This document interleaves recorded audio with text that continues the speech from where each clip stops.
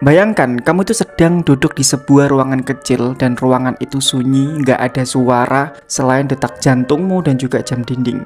Di seberangmu itu duduk seorang yang belum pernah kamu kenal, bukan temanmu, bukan pasanganmu, bukan keluarga juga. Hanya orang asing yang ditakdirkan duduk tepat di depanmu. Tidak ada obrolan, tidak ada basa-basi, tidak ada pertanyaan lucu untuk mencairkan suasana. Yang diminta itu hanya satu hal, saling menatap mata selama 4 menit penuh. Tanpa bicara, tanpa menoleh, tanpa alih fokus kemana-mana. Hanya diam dan menatap sekilas. Ini tuh mungkin terdengar sederhana, bahkan canggung atau lucu. Tapi tahukah kamu, di balik kesederhanaan itu, tersembunyi kekuatan psikologis yang sangat dalam dan besar. Sebuah jendela emosional yang bisa membuka gerbang keintiman. Eksperimen ini bukan cuma tentang saling melihat, tapi tentang saling hadir secara utuh. Seolah-olah dalam tatapan itu, kita bisa mengenal jiwa seseorang, bahkan sebelum mengenal namanya. Inilah sebuah eksperimen menatap mata yang bisa membuat orang jatuh cinta. Halo semuanya, selamat datang di El Kasus dengan aku Bielsa. Dan selamat datang buat kalian yang baru datang. Jangan lupa subscribe dulu, jangan lupa tekan tombol loncengnya biar kalian bisa dapat notifikasi dari aku. Dan hari ini aku ingin membahas satu eksperimen yang mana eksperimen ini menurutku cukup menarik ya. Apalagi buat kalian-kalian atau mungkin siapapun yang belum punya pasangan. Kalian bisa lah mencoba cara ini. Karena menurutku emang ketika aku menggarap konten ini, aku merasa bahwa memang gitu kalau misalkan kita menatap orang itu kayak ada sesuatu yang berbeda. Dan seperti biasanya ya, aku disclaimer dulu, di sini aku bukan ahli psikolog, aku bukan ahli kesehatan medis atau apapun. Jadi kalau misalkan nanti ada kalimat-kalimat yang aku mengartikannya salah, mungkin ada orang yang lebih kredibel dan kalian mungkin bisa cari tahu sendiri. Ya karena belum tentu apa yang aku sampaikan ini benar gitu loh ya. Dan aku juga belajar dari bahan-bahan referensi yang aku baca aja dan aku ceritakan. Jadi ya itulah. Mungkin gak usah lama-lama lagi ya. Dan inilah eksperimen menatap mata selama 4 menit.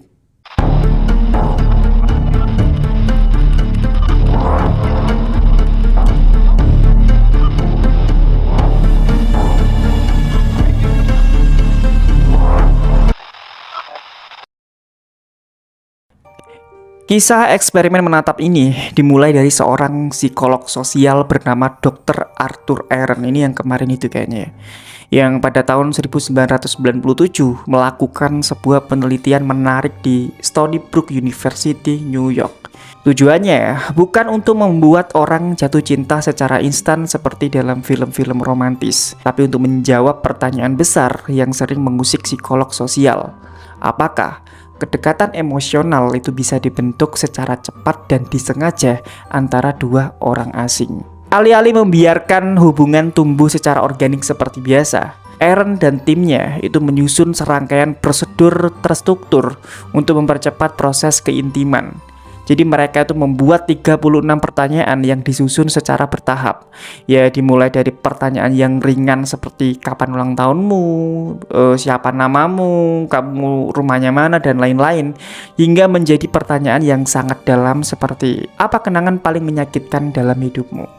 Tujuannya adalah untuk membawa dua orang asing melalui jalur komunikasi yang makin lama makin rentan dan personal. Tapi bagian yang paling unik menurutku dan menarik bukanlah pada pertanyaannya, melainkan pada akhir eksperimen itu sendiri, yaitu pada sesi menatap mata selama 4 menit.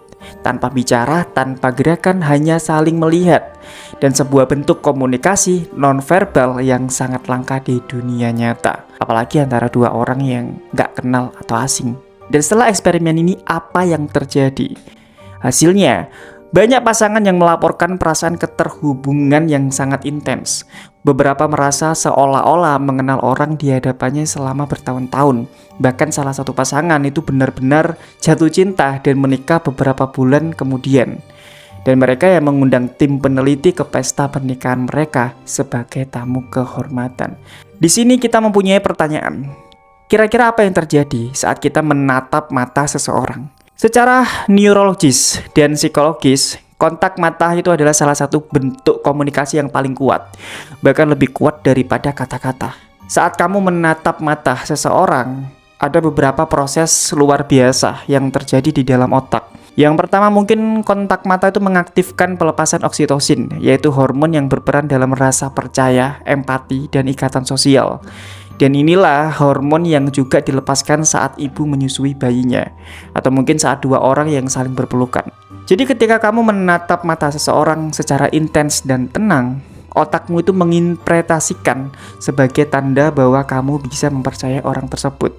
Dan selain itu, kontak mata juga mengaktifkan sistem limbik, terutama bagian otak bernama amigdala dan insula, yang bertanggung jawab atas pengolahan emosi dan persepsi terhadap ekspresi wajah.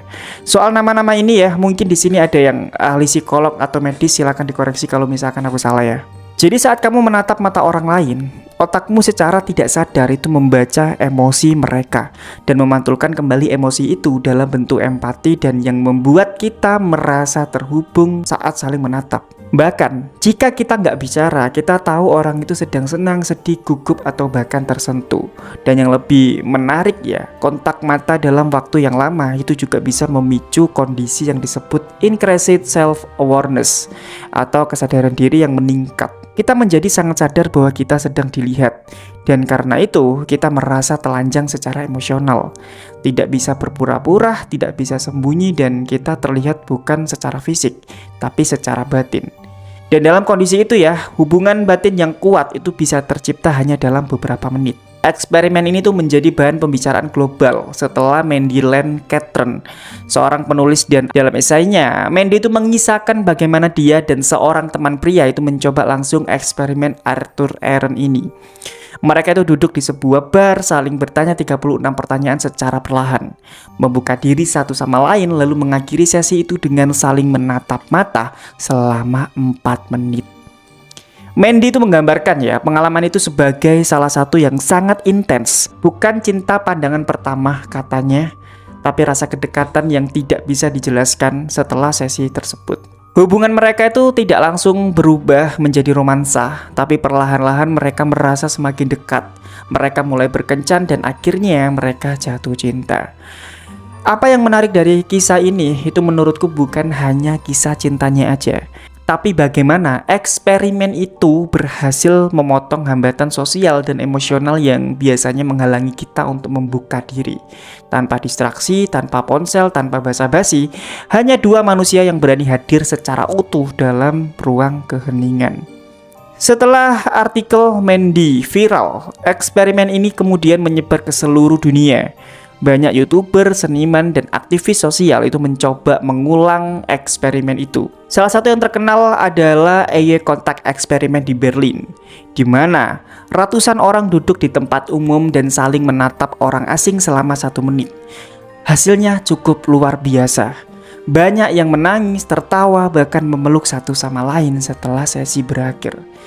Di kanal YouTube Soul Pancake dilakukan eksperimen antara 2 orang tua dan anak, dan pasangan suami istri, saudara yang sedang bertengkar, hingga 2 orang yang tidak saling kenal. Jadi setiap kali mereka diminta saling menatap mata, hasilnya tuh hampir selalu sama. Rasa terhubung yang dalam dan munculnya emosi yang tidak bisa ditahan. Mengapa? Karena kontak mata yang berkepanjangan itu membongkar lapisan-lapisan pertahanan emosi kita. Kita tuh sama sekali tidak bisa menyembunyikan rasa sakit, marah, cinta, atau luka yang belum sembuh. Kini muncul sebuah pertanyaan. Apakah yang muncul dari eksperimen ini tuh benar-benar cinta? Ataukah hanya efek sugesti sesaat?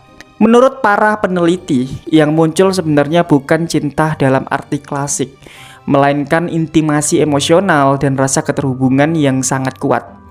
Ini tuh adalah fondasi penting untuk cinta, tapi bukan cinta itu sendiri. Namun dalam banyak kasus, fondasi ini tuh bisa menjadi titik awal hubungan yang lebih dalam. Cinta pada akhirnya tidak selalu dimulai dengan chemistry yang liar atau mungkin kejutan yang besar. Kadang-kadang cinta itu lahir dari keberanian untuk hadir, untuk melihat dan juga dilihat. Dan kontak mata selama 4 menit itu adalah bentuk paling murni dari keberanian itu sendiri.